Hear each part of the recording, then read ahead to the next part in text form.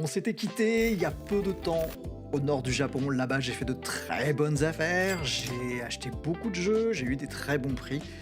Et du coup, la question revient souvent, mais Marco, est-ce que Akihabara, à Tokyo, ça vaut toujours le coup, le fameux quartier électronique? Autant en faire une vidéo boutique par boutique. On va faire l'état des lieux et du coup, je vous ai préparé ça. Et moi, je suis un sempiternel joueur de jeux de baston. Donc, je vous ai fait en fait une tier list.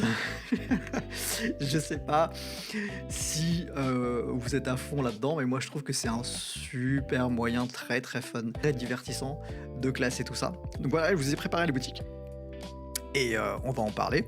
Alors, avant toute chose, pourquoi je fais ça aussi? C'est simple, c'est que je ne conseille en rien pour un premier voyage de partir dans les régions du Japon. C'est-à-dire, faites-vous plaisir, faites ce que j'ai fait moi aussi. J'ai fait la Golden Route pour mon premier séjour. Je suis parti au Japon la première fois en 2006 et j'ai fait Tokyo, Osaka, Kyoto et c'était incroyable. Et je conseille à tout le monde de faire le fameux parcours, la Golden Route. Si vous pouvez pousser un petit peu plus, vous allez à Hiroshima et vous allez vous éclater, vous allez passer de très bonnes vacances, vous allez découvrir le pays, on va dire dans les zones culturelles les plus riches et vous allez vous éclater. Alors, on va faire ensemble un petit point déjà sur les critères de notation, parce que c'est complètement justifié de se dire, mais en gros, comment on note une boutique par rapport à une autre? Le tout premier critère, je pense que ce qui est le plus important, c'est la sélection, ce qu'on pourrait appeler aussi la curation. Donc c'est simple, c'est qu'est-ce que la boutique a à vendre? Qu'est-ce qu'elle montre? Qu'est-ce qu'elle met en avant? Comment elle choisit son jeu? Qu'est-ce qu'elle veut vendre simplement? En gros, est-ce qu'il y a un focus sur une certaine console? Ou alors pas du tout? Est-ce qu'ils sont multi-supports? Est-ce qu'ils ont un support de prédilection? Ça peut aussi arriver. C'est aussi la façon dont ils vont mettre en avant leur stock. Est-ce qu'ils sont un peu plus dédiés aux jeux CD? Est-ce qu'ils sont un peu plus dédiés aux jeux cartouches? Est-ce qu'il y a une sélection, par exemple, import au Japon, ce qui est toujours assez funky de voir des jeux européens, des jeux américains? Bref, c'est quand même un critère très très très important parce qu'on peut très bien tomber sur des boutiques qui sont pleines à craquer, de jeux en loose, de jeux abîmés, et ça c'est vraiment très très très triste.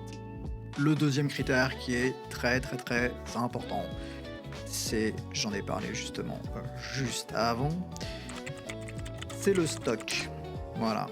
Donc le stock, ça va être tout simplement la quantité de jeux. Qu'est-ce qu'il y a à vendre? On déteste rentrer dans un endroit et voir les étals complètement vides.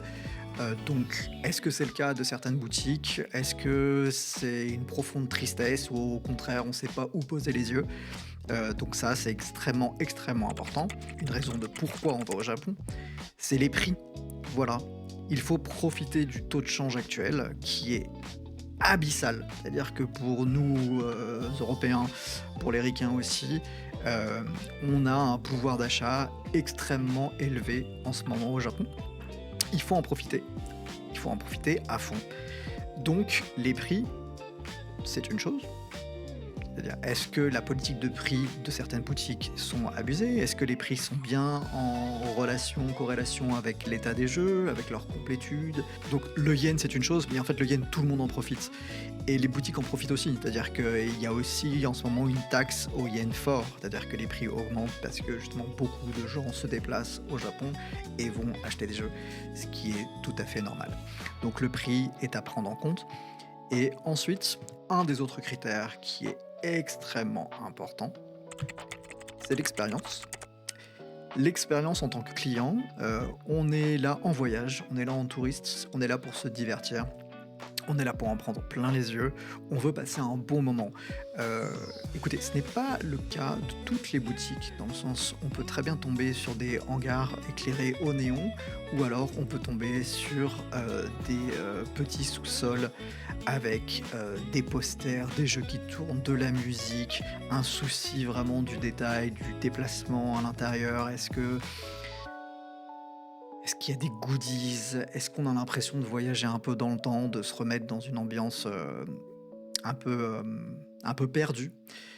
Ça, pour moi, c'est extrêmement important et je sais que ça l'est pour beaucoup de clients. L'idée derrière ce critère, c'est de se dire pourquoi on se rend dans une boutique? Est-ce qu'on y va pour agréger des souvenirs? Est-ce qu'on y va pour passer du bon temps? Est-ce qu'on y va aussi pour trouver des choses, des trésors? C'est tout ça, c'est tout ça. Donc on rentre pas dans un supermarché, on a envie de vivre quelque chose d'assez exceptionnel et certaines boutiques vont offrir cette expérience-là. Et le dernier critère que je ne vais pas, prendre en compte pour cette vidéo, mais qui est important dans l'absolu, c'est pour ça que je vais le laisser entre parenthèses en fait, c'est l'accessibilité. L'accessibilité, comme vous pouvez vous en douter, c'est très important quand on commence à voyager, dans les coins un peu plus ruraux, dans les régions éloignées. Le train se fait un peu plus rare, le bus, ouvre, ses portes 2 à 3 fois par jour. Heu, Vous pouvez avoir la chance de le faire aussi en voiture, mais tout ça en fait, ça représente un coût et le coût, c'est essentiellement le temps et l'énergie. Est-ce que ça vaut le coup, effectivement, de se rendre si loin pour tomber sur un shop moyen? Je ne pense pas. Donc on va pas en parler, je vais faire l'impasse dessus. Mais en gros, ouais, peut-être que dans de futures vidéos, si je devais classer les boutiques, je le laisserais, effectivement en tant que critère. On va démarrer et je pense qu'on a besoin d'un maître étalon parce que il y a quand même, comme vous pouvez le voir dans ce panel, beaucoup de types de boutiques différentes et si vous connaissez pas, de toute façon, on va en parler. Donc moi, j'ai envie d'en choisir un, c'est celui qui saute peut-être le plus aux yeux, pardon, parce que, bah, la couleur, voilà et je j'aime beaucoup cette boutique, comme beaucoup de touristes. Et en plus, on a la version française à Paris. Donc j'ai envie de parler de Trader. Alors non, je ne vais pas classer Trader en D, loin de là. Mais pourquoi commencer par Trader? Trader, c'est un peu le go-to, je pense. Particulièrement depuis 2025, puisqu'ils ont changé leur emplacement. Maintenant, tout Trader est dans un seul immeuble, ce qui est effectivement extrêmement pratique. On sait aussi que Trader, maintenant, c'est vraiment adapté à la clientèle étrangère, donc tout est en anglais, c'est très facile de, on va dire, de naviguer, entre guillemets, de se balader dans cette boutique. Et Trader a, mine de rien, toujours une sélection de jeux assez cool. Et ils ont du stock, voilà, ils arrivent toujours à récupérer des jeux. Donc, Trader, pour ma part, je le placerai par exemple rang A. Euh, la sélection, la curation, elle est ok tiers, j'ai envie de dire. Voilà, pour une boutique japonaise, ils arrivent à récupérer quand même toujours beaucoup de jeux. Les mises en avant, on trouve pas mal de jeux plus ou moins en libre service. Ils ont effectivement les showcases qui sont importants, donc c'est tous ces displays qui sont derrière des vitrines. Euh, Essentiellement d'ailleurs, dès qu'on rentre dans le magasin, la partie rétro, on va tomber là-dessus. Et le reste, comme je vous l'ai dit, c'est du libre service. Ce qui est plutôt agréable, dans le sens où en fait, bah, vous vous baladez et puis vous regardez les jeux. Et justement, en termes de jeux, il y a quand même encore beaucoup de choses. Donc sûrement moins qu'il y a quelques années, mais ça reste très correct. Et il y a des titres plus ou moins rares d'ailleurs en libre service, qui est aussi très agréable. Les jeux sont en général d'une bonne qualité, ils sont peut-être moins regardants que d'autres boutiques, on va dire. Mais c'est normal aussi, dans le sens où beaucoup de pièces ont disparu, donc c'est quand même compliqué de trouver des états pharaoniques, des choses mentholées. Donc voilà. Donc ensuite, je vais pas reparler du stock parce que c'est très bien stocké. C'est un magasin où on trouvera, quoi qu'il arrive, quelque chose. Les prix. Pourquoi j'ai choisi Trader en premier? Je pense que en termes de prix, c'est une boutique qui est entre l'achat en ligne et l'achat boutique. Donc je fais une petite pause café, dans le sens où je trouve pas que les prix soient complètement craqués. Ils restent assez élevés, dans le sens où on est à Akihabara, on est dans le quartier le plus touristique quand il s'agit de jeux rétro probablement au monde. Et ils ont conscience de la concurrence, voilà, de la concurrence d'Internet. Du coup, leurs prix ne sont pas totalement abusifs. Voilà. Moi, je conseille toujours aux personnes qui ont peu de temps sur Tokyo et qui veulent se faire plaisir, d'aller chez Trader et d'acheter plus ou moins sans sourciller. Les meilleurs prix, on ne va pas les trouver forcément chez eux, mais en attendant, c'est bien pratique et on ne va pas non plus payer un rein. Il n'y a pas de tax trader. Voilà, les prix sont corrects. correcte et élevée. Ensuite, l'expérience, eh bien l'expérience de la boutique, maintenant, elle est peut-être, un peu moins atypique qu'avant. Il y a effectivement, des haut-parleurs qui vous parlent en anglais et on sent que, voilà, c'est devenu un carrefour du rétro. Ça l'était déjà avant, mais là, effectivement, ils ont jamais vraiment fait un effort particulier, je trouve, hein, sur, la mise en avant, des jeux. Que ce soit même au niveau des étiquettes, au niveau des bornes qui peuvent tourner à gauche et à droite. C'est quand même assez aseptisé. C'est clean, mais c'est pas non plus transcendant en termes d'expérience. Et puis, c'est une boutique, efficace. Voilà, j'ai envie de dire. Trader, c'est vraiment très, très efficace. C'est une boutique que je recommande, c'est évidemment du A tiers, parce que c'est des tauliers. Voilà, c'est des tauliers et ils pratiquent des prix qui sont pas abusés. Voilà. Vous allez pas vraiment vous dépayser quand vous allez rentrer chez Trader, mais vous en avez pour votre argent. Voilà, c'est une bonne référence, c'est une bonne première boutique. J'ai envie de prendre le négatif de Trader, ouais, jaune et bleu. On va partir plutôt sur du bleu et du jaune. On va parler du hard off. Le hard off qui est du coup le hard off d'Akihabara, qui est en plein centre-ville pour le coup. Euh, c'est une purge. Voilà. Pour le moment, je vais le mettre en C. Euh, c'est une. Voilà, Hardov, c'est une chaîne de magasins qui est essentiellement normalement en banlieue, proche banlieue, en tout cas dans des coins un peu paumés parce qu'ils ont besoin de beaucoup de place. Et un Hardov de centre-ville, c'est très souvent synonyme d'une carotte sans nom. Il faut savoir que les prix pratiqués en Hardov sont uniques à l'enseigne. Donc c'est le franchisé qui décide du prix de rachat de tel ou tel objet. Voilà, c'est-à-dire que c'est un prix dans un hard-off ne va pas forcément correspondre à un prix dans un autre hard-off. Donc c'est bien, c'est pas bien. Mais dans le cas des jeux rétro, surtout à Akiba, vous pouvez y aller si vous voulez par pure curiosité, mais n'achetez surtout pas là-bas. Le hard-off de Akiba est vraiment, vraiment hors de prix. C'est le piège à touristes. Voilà, c'est très très très très très très cher.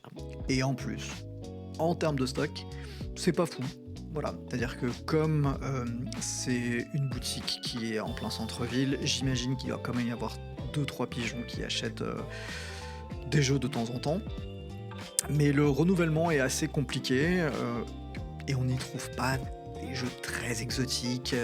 Les raretés, ça va, ça vient, mais en gros, il n'y a pas grand-chose à voir. Le reste du magasin aussi consacré au pur hard, hein, donc aux appareils photo ou autres, c'est pas le bon endroit. Voilà, c'est pas le bon endroit. Ça a le mérite d'exister. Vous pouvez toujours dire j'ai fait un hard off. Vous pouvez aller acheter peut-être un ou deux produits dérivés là-bas. Euh, mais en gros, n'allez pas acheter de jeu. Voilà, je le mets en C parce que l'expérience aussi d'un hard off est mine de rien assez neutre. Une fois que vous en avez fait un, vous les avez tous faits en général. Hein. Il y a quelques enseignes qui se permettent des mises en avant vraiment sympas, mais bon, c'est assez simple, voilà. Éclairage basique, la musique de fond qui tourne, c'est important, ça met effectivement un petit peu dans l'ambiance. Mais hard off, c'est du 7 tiers, surtout le hard off de Akiba. Hein. Je ne parle que du hard off de Akiba. Et on peut peut-être enchaîner par cette fois-ci. Ah oui, petit instant autopromo, j'ai fini ce petit asset là que vous devez voir là maintenant là, qui pop. Juste pour vous rappeler que si vous aimez cette vidéo et si vous aimez la chaîne, le contenu, bah n'hésitez pas, hein, mettez un pouce, n'oubliez pas de commenter aussi, et puis à vous abonner. Voilà, on reprend tout de suite. Pourquoi pas parler de Kenchan ? Donc Kenchan, c'est une minuscule boutique. Voilà, c'est presque en fait un corner.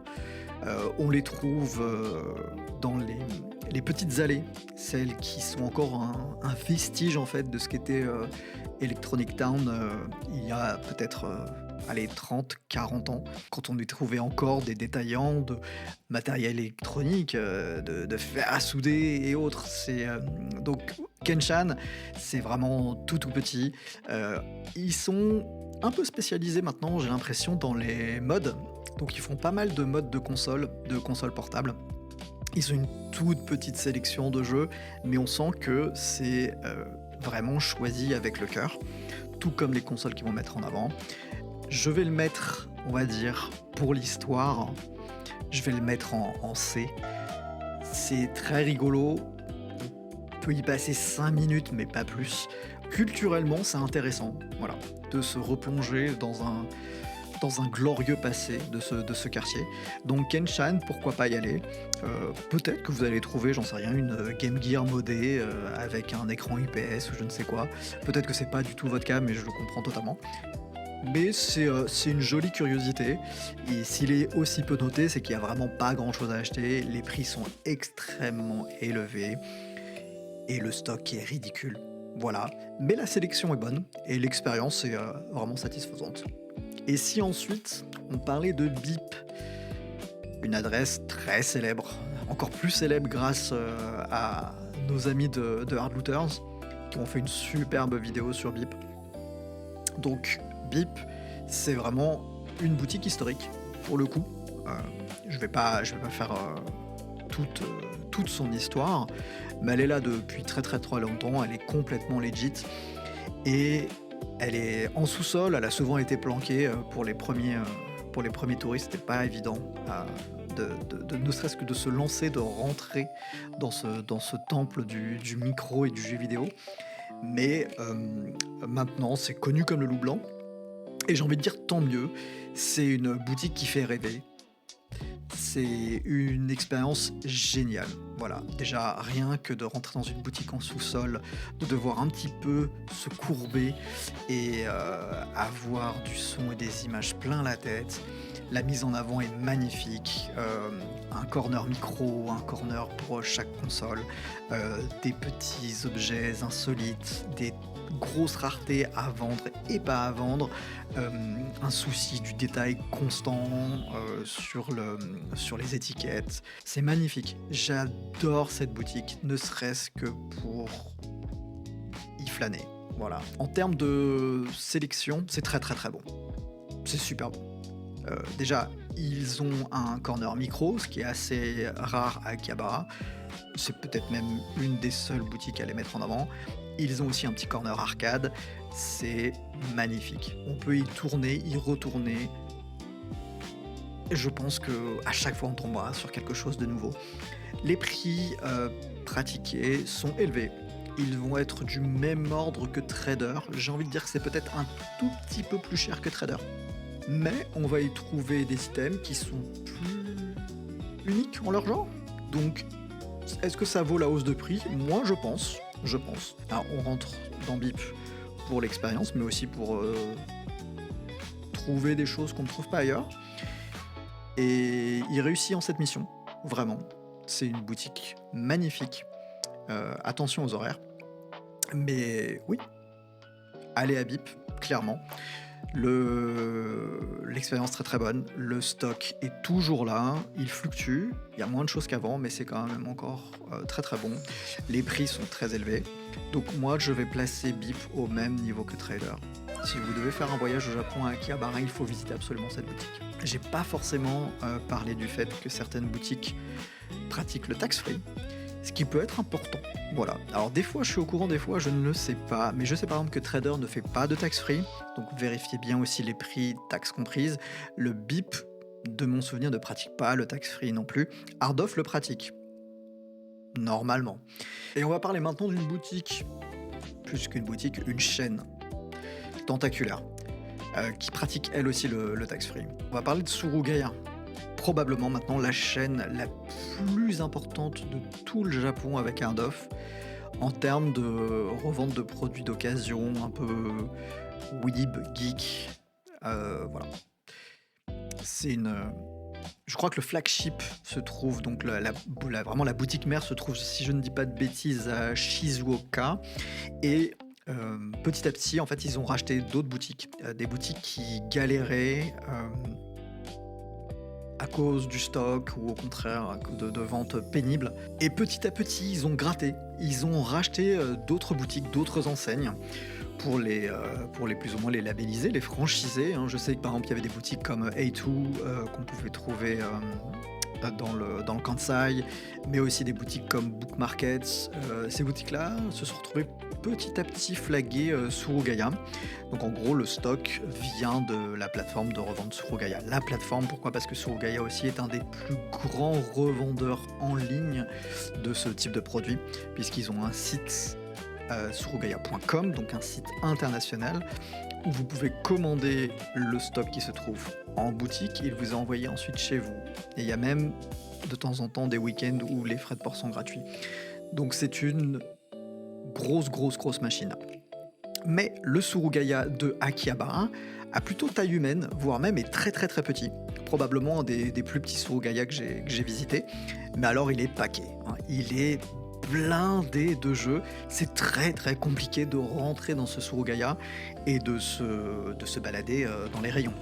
Il suffit que vous ayez un sac à dos avec de quoi tenir une journée et déjà voilà, vous avez l'impression d'être un éléphant dans un magasin de porcelaine.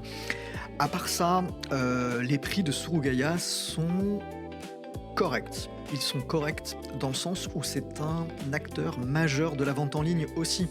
Donc les prix boutique et les prix en ligne sont quasiment les mêmes. Alors il y a une petite taxe qui est bien connue des acheteurs en ligne pour le surugaya.com. Donc vous trouverez des prix un petit peu plus doux sur les boutiques au Japon. Mais il y a énormément de jeux. Et les prix sont presque alignés à ceux du marché. Donc Surugaya, très souvent, est en concurrence avec des plateformes de vente type Yahoo Auction ou Mercari. Alors, chose à savoir, c'est qu'ils ne vont pas spécialement grader les jeux. Quand je dis grader, je ne parle pas de les envoyer dans une agence de merde de gradation. Non. Je parle rien du fait de préciser l'état au millimètre près. C'est-à-dire qu'ils vont y faire attention, le prix va avoir une incidence, enfin l'État va avoir une incidence sur le prix plutôt. C'est un peu la foire à la saucisse. Vous allez trouver du très bon état et vous allez trouver de l'état correct. Voilà. Donc ça c'est Surugaya. Surugaya, en termes de rareté, se pose là. Ils ont fait un grand coup en 2025, ils ont carrément récupéré du dead stock. Du dead stock Game Boy Advance, du dead stock Virtual Boy aussi. Alors ça a fait jaser pas mal de monde qui se rendait au Japon à ce moment-là. Et je crois qu'il devait y avoir aussi une autre plateforme. Donc ils sont capables de ressortir des cartons comme ça, des unités. Et en termes d'expérience, c'est assez pauvre. Voilà, celui de Akihabara est sympa. Il est sympa tout simplement parce que il a taille humaine et les clerks, on les voit, ils travaillent H24 à emballer les jeux et ils font des genres de ils vont faire des bundles pour économiser de la place. Ils vont faire des bundles sur les petits jeux cartouches type Game Boy, GBA et ils vont mettre peu de jeux en avant, du coup, c'est-à-dire que les vitrines elles sont là mais elles sont assez petites. Je pense que c'est sympa. C'est pas par contre un magasin dans lequel on a envie de passer beaucoup de temps. Mais j'y ai acheté. J'ai acheté beaucoup de jeux. J'ai acheté beaucoup de jeux. Mais c'est un magasin dans lequel on achète des jeux. Voilà, c'est important de le dire. C'est un magasin dans lequel on rentre et on peut se dire qu'effectivement, ce prix, je suis prêt à le mettre. Donc je conseille Surugaya pour vos achats. C'est un bon plan si effectivement vous ne pouvez aller que à Akihabara. On pourra en reparler peut-être dans une autre vidéo, mais il y a d'autres Surugaya dans Tokyo. Mais celui-ci, celui-ci est correct, il fait le taf. Ensuite, on va parler de Book Off. Donc oui, il y a un Book Off. Il y a un Book Off qui est complètement insipide à Akihabara. Je pense qu'il vaut la peine peut-être d'être visité si c'est le seul Book Off que vous allez faire de vos vacances. Même si la probabilité de tomber sur un autre Book Off est quand même très haute quand on se balade dans le Japon. Mais en tout cas, celui de Akihabara n'a aucun intérêt. Il est extrêmement cher, il y a très peu de jeux, il n'y a rien qui le différencie d'un autre Book Off. Book Off a une politique de prix alignée entre les Book Off, il faut le savoir. Donc si vous tombez sur des bonnes affaires à Book Off en général, c'est parce que ce sont des jeux qui ont été étiquetés il y a très longtemps. Donc ce n'est pas un cas possible à Akihabara, le stock évolue constamment. Vous pouvez y aller par contre si vous voulez vous faire plaisir en termes de CD, pourquoi pas aussi de films. Là, à la limite, ça peut prendre tout son sens, même si encore une fois, je pense que c'est mieux d'aller ailleurs et quitte à payer un petit peu plus cher. Il y a des boutiques aussi dans lesquelles vous allez pouvoir trouver votre bonheur et vous allez voyager un peu plus. Donc Book Off, oubliez totalement. J'ai envie de parler maintenant d'un tout petit nouveau. Et oui, on a aussi des nouveautés en termes de boutiques rétro, des boutiques rétro qui ont ouvert très récemment à Kiba et je pense qu'elles valent le coup. Et là, je parle de Rare Item Studio. Donc Rare Item Studio, c'est ça. Hop, je vais le placer en D, le temps d'en parler un petit peu. Alors, c'est une boutique qui est très sympathique, qui est en périphérie d'Akihabara.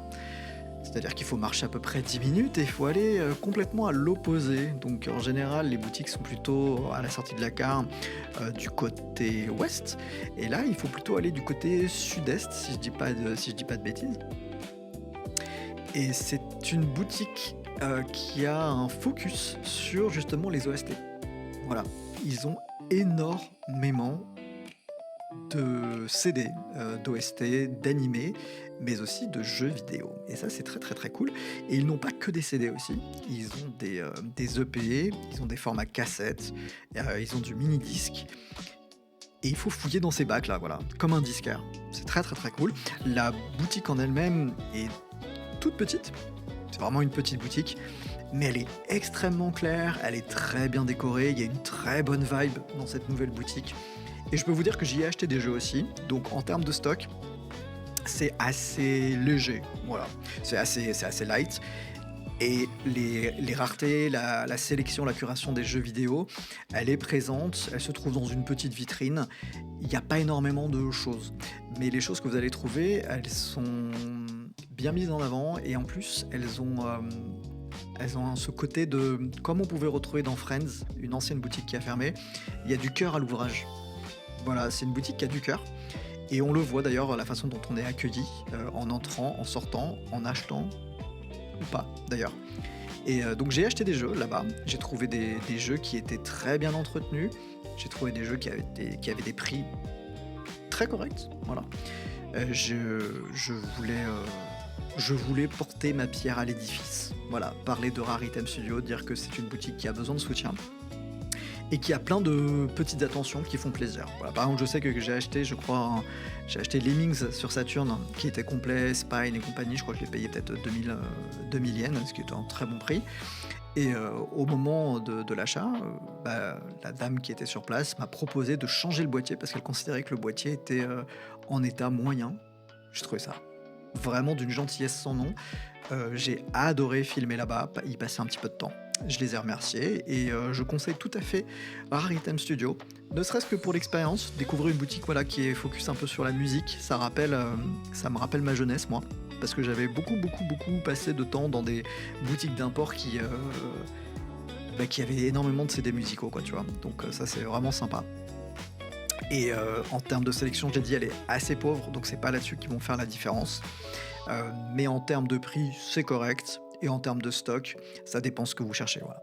J'ai envie de dire, on ne va pas tout le temps aux mêmes boutiques pour y trouver la même chose. Donc elle a cette petite particularité, cette boutique. Longue vie à elle. Voilà, Rare Item Studio. Là, il reste 3 gros mastodontes quand même, hein. Donc, on va parler tout de suite de Super Potato. Comment ne pas parler de Super Potato ?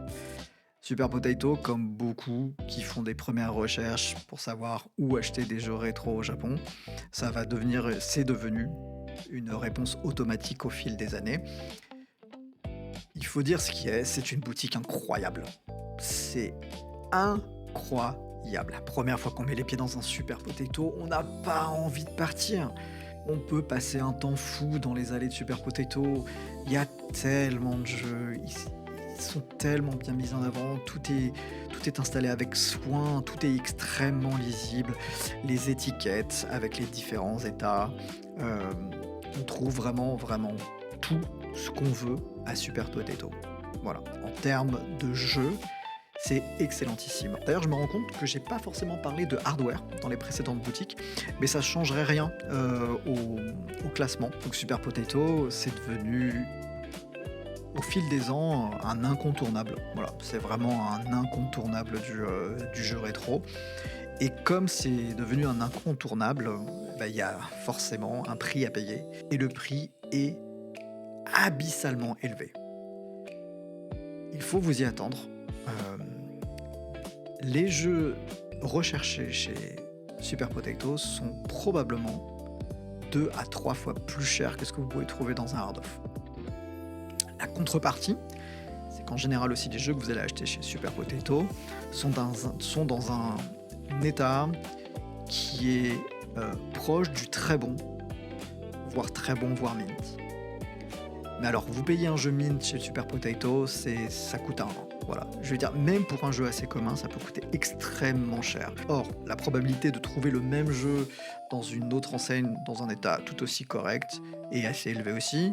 Donc, qu'est-ce qui justifie d'aller chez Super Potato? Ce qui justifie, c'est la sélection. Voilà. Ils engrangent depuis des années un trésor de guerre en termes de jeux rétro qui est assez unique. C'est incroyable tout ce qu'on y voit, tout ce qu'on y découvre, c'est superbe, c'est magnifique. Voilà, quand vous cherchez une pièce spécifique, quelque chose d'un peu compliqué, vous allez le trouver là-bas. Voilà. Super Potato est devenu extrêmement célèbre auprès des touristes et grâce aux touristes. Je n'ai jamais vu de japonais acheter chez Super Potato. Jamais. Alors que j'ai déjà vu des japonais acheter chez Trader et chez Bip, par exemple. Surugaya, évidemment que oui, c'est aussi un réflexe. Mais chez Super Potato, non, ça n'arrive pas. Ça n'arrive pas parce que ça a très peu de sens. Les prix s'envolent. Donc, le stock aussi est là. Voilà, c'est aussi une des rares boutiques où le stock n'a quasiment pas bougé d'année en année. Et il y a eu des moments un petit peu plus durs. Mais sinon, c'était, et ça reste, une référence, voilà, en termes de volume de jeu, de volume de hardware en boîte ou en loose. Il y a énormément de choses chez Super Potato, on peut vraiment s'y faire plaisir. Ensuite, vraiment, c'est les prix, je peux pas cautionner ces prix-là, c'est pas possible. Même un jeu qui va être gradé très pauvrement chez eux, genre C ou D, et déjà il faut les trouver, c'est pas évident parce qu'ils sont très pointilleux aussi sur le rachat. Les prix sont très très très durs. Voilà. Alors oui, le truc qui est pas mal, c'est que vous pouvez trouver des goodies qui sont à prix plus ou moins normaux. Et ils font aussi une sélection d'accessoires qui peuvent être sympas. Je sais que c'est un des rares shops qui va vendre par exemple des crystal box pour vos jeux. Et c'est des très bonnes crystal box. Moi d'ailleurs, je me souviens vraiment en 2006, la première fois que je suis rentré dans Super Potato. Alors à l'époque, j'avais peut-être dû acheter un jeu, voire deux, et j'avais surtout acheté des petits goodies quoi. Ils sont très très forts pour ça. Alors, le Super Potato, en termes d'expérience, est dingue, j'en ai déjà parlé. Je ne précise même pas le fait qu'il y a plusieurs étages, dont un étage qui est dédié à quelques bandes d'arcade qui vous remettent vraiment dans l'ambiance de l'époque des Game Center. Bon, c'est un lieu incontournable, il faut y aller. Il faut aller chez Super Potato. Y acheter, je ne pense pas. C'est pour ça que Super Potato est forcément classé A. Oui, la note de Super Potato est plombée par les prix qui sont, encore une fois, je le répète, hein, si vous pouvez éviter, s'il vous plaît, évitez d'acheter là-bas. C'est extrêmement élevé et vous n'avez pas idée à quel point vous pouvez trouver la même chose 2 à 3 fois moins cher. Mais par contre, allez flâner. Vous pouvez y rester 1 heure sans problème. C'est tellement une boutique incroyable. Voilà, j'ai trop de bons souvenirs chez Super Potato. Alors, il nous en reste 2, et j'ai envie de parler du vilain petit canard, qui est Retro Game Camp. Et je veux réhabiliter Retro Game Camp.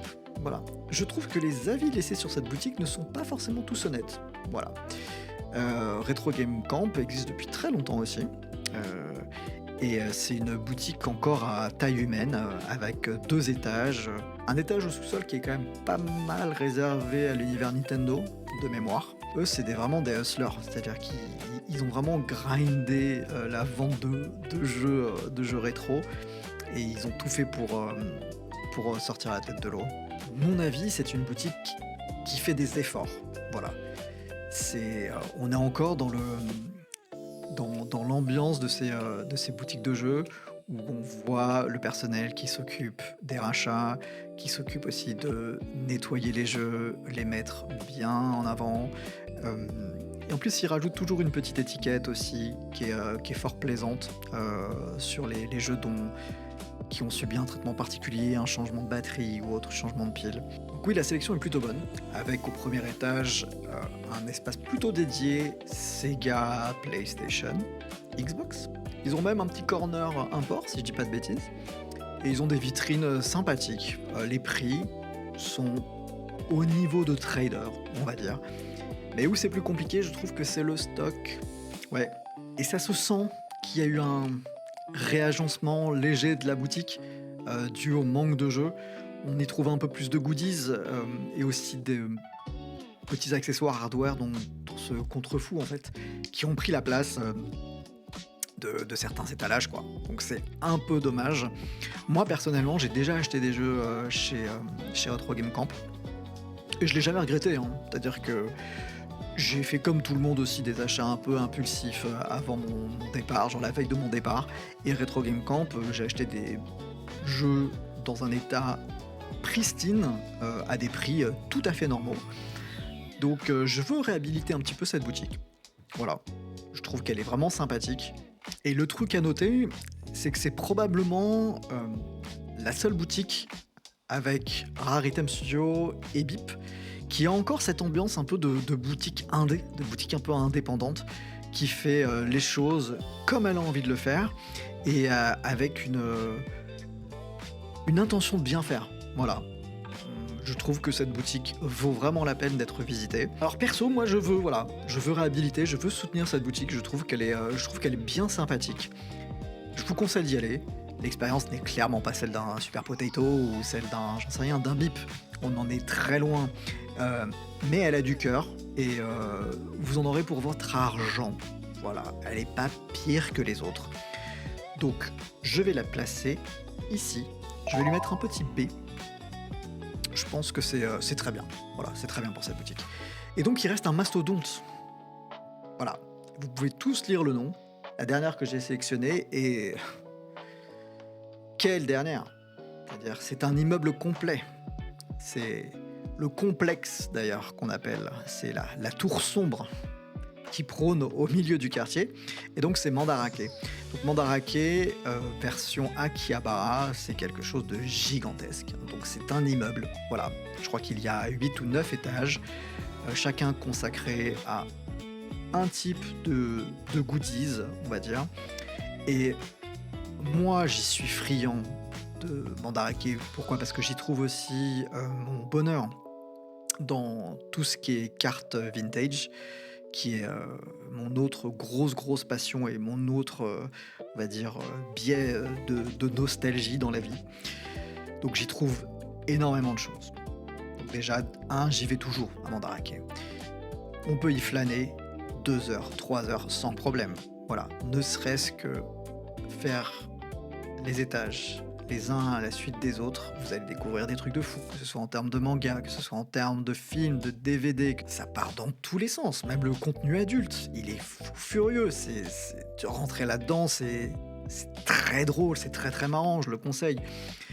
La partie CD est tarée, la partie figurine, j'en parle même pas, la partie vintage, c'est fou, c'est une boutique folle, c'est-à-dire que c'est unique au monde, voilà. Si vous êtes friand de culture japonaise, si vous êtes friand de produits culturels japonais, mais même qui datent des années 50, 60, vous allez trouver des trucs à Mandarake. Donc la partie jeux vidéo, elle se doit d'être aussi exceptionnelle, et elle l'est. Voilà, c'est-à-dire que les vitrines de Mandarake sont folles furieuses. On y trouve des choses complètement uniques. On y trouve même du hardware assez rare. Mais c'est vraiment sur la partie jeu où il sort son épingle du jeu.